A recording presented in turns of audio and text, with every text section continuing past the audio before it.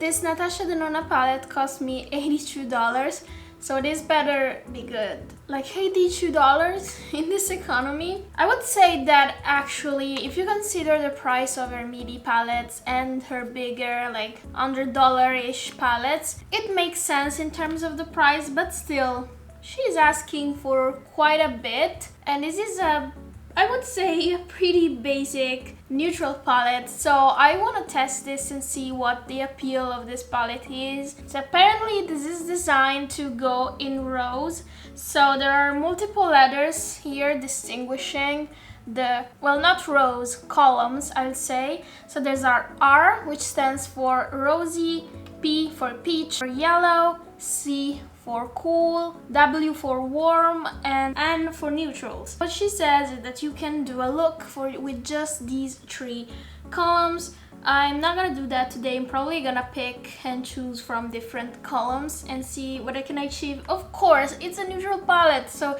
we can't expect this to turn out like a super crazy colorful look, but at the same time it's not what you're looking for if you are looking into this palette. And I would say one thing I didn't really love is the fact that the deeper version of this, which I think is called the dramatic palette, this is the soft one, has more shimmers. This is just, yeah, two shimmers, 1 and 2.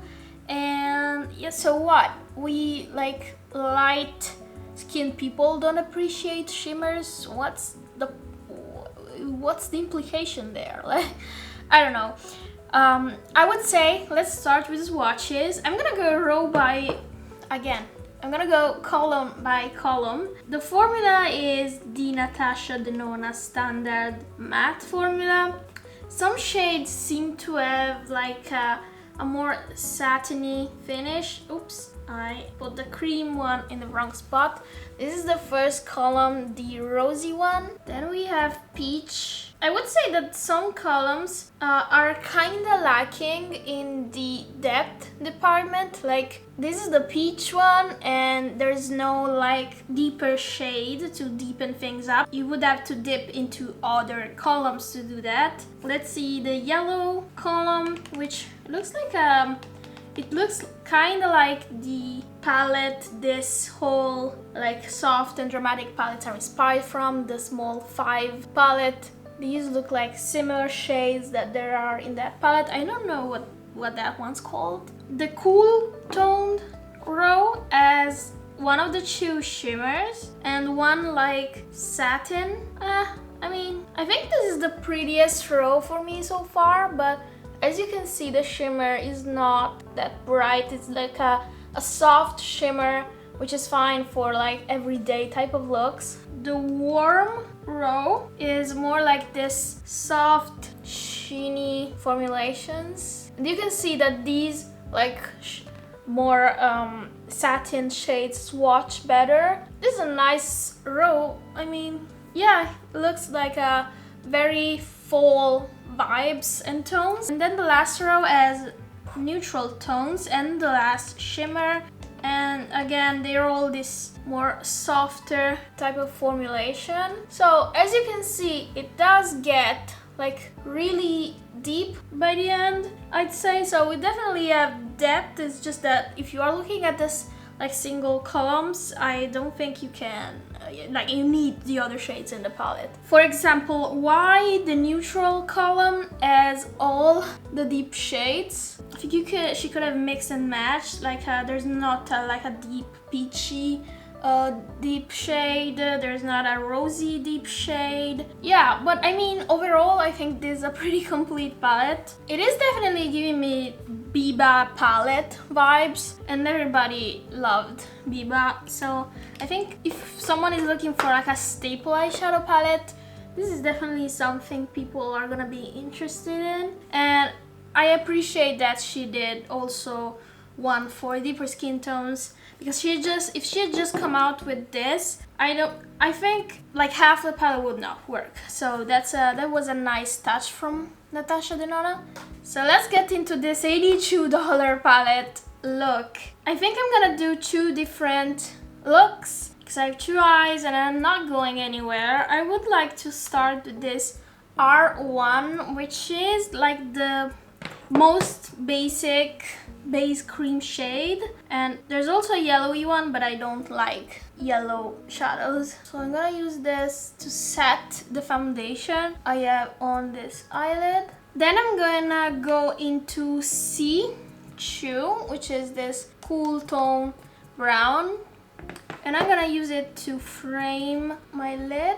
This is a nice like taupey shade. It's not super pigmented, and one thing I'm noticing is that it is very like powdery. Like when I blend this, I notice the like little powder flying off. Then I'm gonna use C3 as my shade for the other corner, like to deepen things up. Let's see if this is as powdery as that one. I swear I'm applying it. Oh, this is super like soft and low pigment. I wonder if it's because I put down that like base cream shade. Colors are like having a bit of a hard time showing up. It also looks like it's sticking to here. Yeah, I'm trying to blend this, but I'm just scratching my eye at this point. Let me pick up a bit more and try to soften the edges. Yeah, I still think that there's a patch of pigment there, and it's not wanting to spread anywhere else. Like I'm trying to apply a bit more in my crease to like connect the other corner to the middle of the lid, but it's not. It's applying very slowly. Okay, so cool tones are noticeably harder to formulate because of this. Like what you can end up with is a really like super patchy eyeshadow. This I made it work. It's not the easiest time I've had with a cool tone eyeshadow. Let's keep going. I'm gonna use the only lighter shimmer here, which is this C1 shade. It's like it actually has some yellow to it. This is one of those looks that I would do like 5 to 6 years ago. So I usually really like how these type of looks end up, like super simple but like always classy. I am gonna do an eyeliner with one of the deep shades. I'm gonna pick up the black shade, which is N3. I'm also gonna like tap away the excess because I feel like these are super powdery, and yeah, that shade actually has a lot of pigment. I think that is because this formula for this shade, and of course some others in the palette, is more like the cream to powder formula she has sometimes in the palette. So I think that these are like creamier and I think they are the better formulation she has. I know a lot of people don't love it because I think they find it hard to work with. I never had any issues with it. Actually, I've always liked it. Yeah, this shade works really well as a liner. I'm gonna add some of the same shades I used on my lid here on the lower lash line to make sure everything is cohesive. I don't know what happened there. In the inner corner, I'm gonna go back to that cream rosy shade so that I have a matte inner corner. And this is it for the first cool toned look and cool toned eye. One thing I would say is I think I've lost all the shimmer. Do you notice? It looks like a satin more than a shimmer. I'm gonna apply again, but I don't know, it feels like it melt into my lid and then just turned into a basic satin eyeshadow. Yeah, I'm not impressed with this shimmer. Actually, I would say not at all. For $82, I was expecting a shimmer with the S in caps. Let's move on to the other eye. This time I'm not gonna use a base shade because I want to see if the deeper shades are I don't know, they're giving just a bit of a hard time blending, and I want to do a warm toned look. So I'm gonna pick up P2 from the second column and I'm gonna use it in my crease. Oh, that is too peachy. I mean, it's fine because I'm doing a warm toned look, but I wasn't expecting it to pull so like orange on me. That was quick, at least quick and not painful. And then I'm gonna directly, let's just do it. I'm gonna go over to the warm side. Here, all the shades in this column are that satin, like creamy formula, so I think it will be a little bit better. Yeah, the first one, W1, and using it in the crease. I mean, I think that all of these are like soft in pigment. I'm having to build them up, which is not a bad thing. It's just a thing. It's just a feature of the palette, and someone can like it or not. That depends on what you're looking for in a palette. I don't dislike shades being buildable, but they do have to build at some point, and they do not have to become patchy. I'm going with the shade W2, and I'm using this kind of all over the lid. This is the wrong brush for that. I just decided last minute that I wanted it all over the lid, so I'm switching brush, dipping again, and again, a bit of a softer building shade. These are very fall-y, like autumn vibes kind of look, which I can appreciate since it's officially fall. As a liner, I'm gonna use W3, which is the brown in that column. See if it's deep enough. Yeah, definitely deep enough. Yeah, these creamy shades are just working overall better. See how easy it was to draw the liner? I'm just adding some of the tones to the lower lash line. It looks like a very foxy type of look. Yeah, I don't want to add black eyeliner to this. I just wanna add the touch of that second shimmer we have. It's very deep, so it's gonna mess up like the whole vibes of the look. But I want to see if it turns out like this one, which is like very subdued. Yeah, see how deep that is? Like there's no mid-tones for the shimmers. It's just either you like a super pale light shimmer, or you like a super deep smoky one like this. I feel like this is a little bit better. Yeah, it is a bit better. It's still not one of those shimmers that we all enjoy right now. Yeah, I have powder all over my cheeks though. To finish this, I'm gonna pick up the yellow cream shade, which is Y1. Put it in the inner corner because I feel like I extended that warm shadow a bit too much into here. So I'm just gonna add mascara, and I get back to you with my considerations about the palette so far. So these are the finished looks. Let me know in the comments what you think about them. I have to be honest with you guys, I would not recommend this palette. I know, it's a Natasha Denona palette. She has a very good and loyal following. I'm not one of those. Honestly, I don't feel like I am loyal to any brand. And this is not passing the vibe check. I think this is a very useful palette if you are traveling, if you want to have multiple options.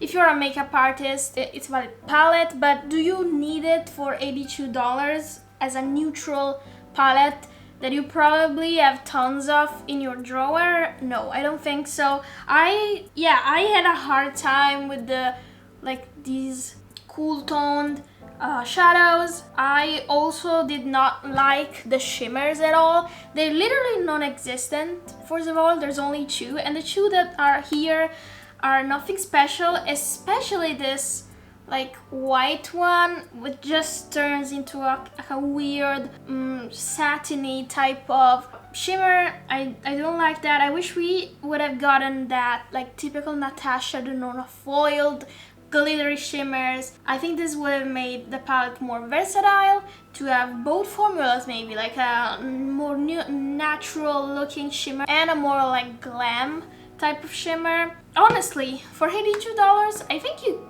could just go for the Urban Decay.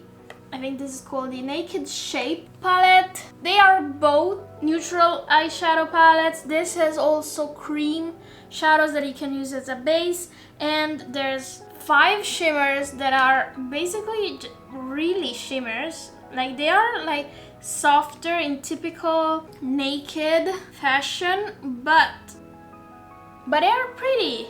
they're pretty. I used this palette again lately. I was very happy with the result. These are the 5 shimmers here, so again you have more choices. Let me swatch the 2 shimmers from Natasha Denona just to have a comparison. Natasha Denona and Urban Decay. This one is very yellow, this one is very kind of warm. This, you have more range, you have rosy ones, you have a brighter shimmery one and 2 neutral brownie ones. And I honestly found myself really comfortable with these shadows. I've been using them, and yeah, I think like, for the price, if you're looking for a neutral palette, I think this is more complete. And this one is just kind of lacking. I'm not one who enjoys turning down makeup products just for the sake of it, or like to have a clickbaity title and thumbnail.